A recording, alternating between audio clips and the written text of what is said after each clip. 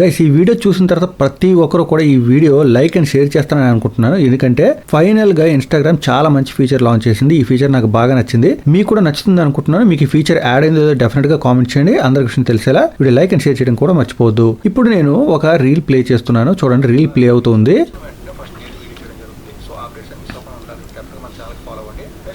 Audio కూడా వస్తుంది, video play అవుతుంది. ఇప్పుడు నేను ఇక్కడ ట్యాప్ చేసినట్టయితే రీల్ పాజ్ అయింది. మరొకసారి ట్యాప్ చేస్తే రీల్ మళ్ళీ ప్లే అవుతుంది. బట్ ఇలా కాకుండా కొత్త ఫీచర్ వచ్చినట్టయితే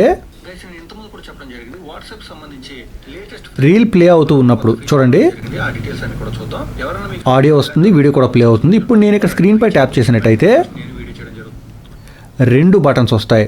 టాప్లో మనకి ఆడియో బటన్, అలాగే కింద ప్లే బటన్ వస్తుంది. బట్ ఈ విధంగా వచ్చిన తర్వాత మీరు మళ్ళీ స్క్రీన్ పై ట్యాప్ చేసినట్టయితే యథావిధంగా వీడియో ప్లే అయిపోతుంది. అంటే విత్ ఆడియో ప్లే అయిపోతుంది. చూడండి ఒకసారి ట్యాప్ చేస్తున్నాను. లేటెస్ట్ ఫీచర్స్ ఇంకా కొత్త అప్డేట్స్ అన్ని కూడా ఫస్ట్ మన ఛానల్లో వస్తాయి. అలా జరగకుండా మీకు వీడియో ప్లే అవ్వాలి, మ్యూట్లో ఉండాలనుకుంటే సింపుల్గా ఇక్కడ ఆడియో బటన్ కనిపిస్తుంది కదా, అక్కడ ట్యాప్ చేయండి.